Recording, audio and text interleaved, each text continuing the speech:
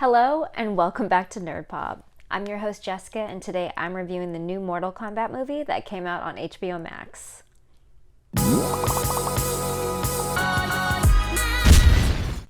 If you haven't seen the movie yet, please pause this video and watch the movie first. Fair warning, I'm going to be talking about some spoilers. If you have seen the movie, let's continue. I just want to start off by saying how refreshing it was to finally see an Asian actor lead a blockbuster studio film. If you didn't know, only 1% of Hollywood's leading roles go to Asian actors. Yes, you heard that correctly.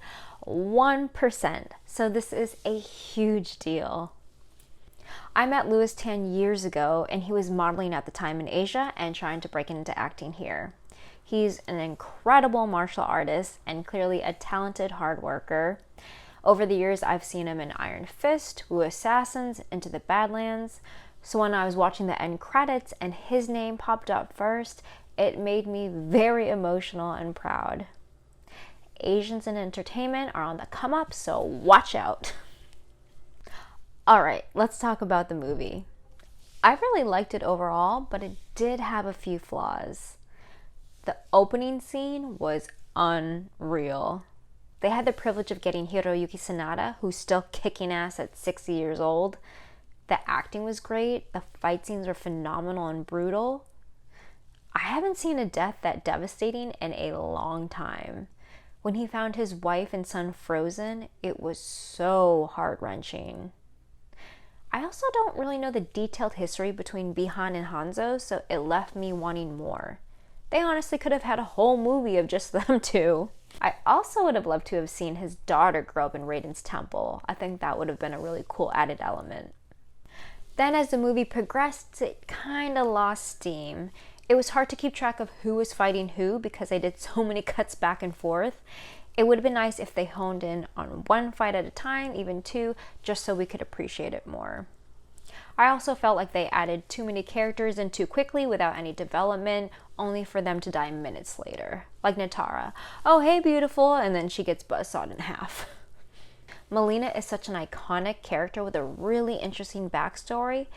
Her death felt like a waste. And they didn't take advantage of her teeth. I wanted her to rip somebody's head off. Her costume, too, was a bit lackluster. I wasn't really into it. I think with this movie, there were some miscastings. I love all the actors and actresses, but some of them didn't fit their character.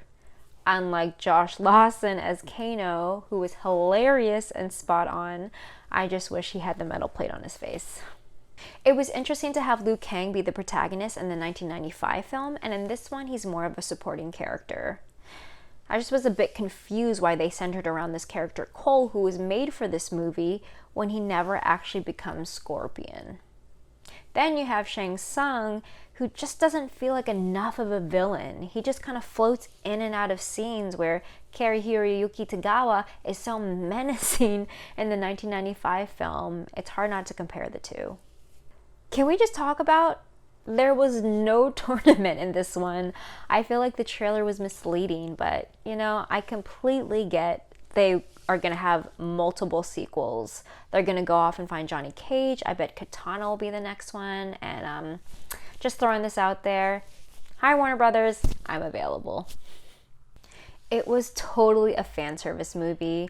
I don't think anyone expected Oscar level. We're all here for the crazy characters, the fight scenes, the gore, and maybe the Liu Kang leg sweeps, because those were hilarious. It definitely had some standalone visual moments, and the last fight scene was worth the wait. Overall, I think it succeeded in bringing the Mortal Kombat games to life, and I'm definitely going to be watching if there's any more sequels. Let me know what you guys thought about the movie and what characters you want to see in the sequel. As always, please hit the subscribe button, and follow me on Instagram for all your nerdy needs.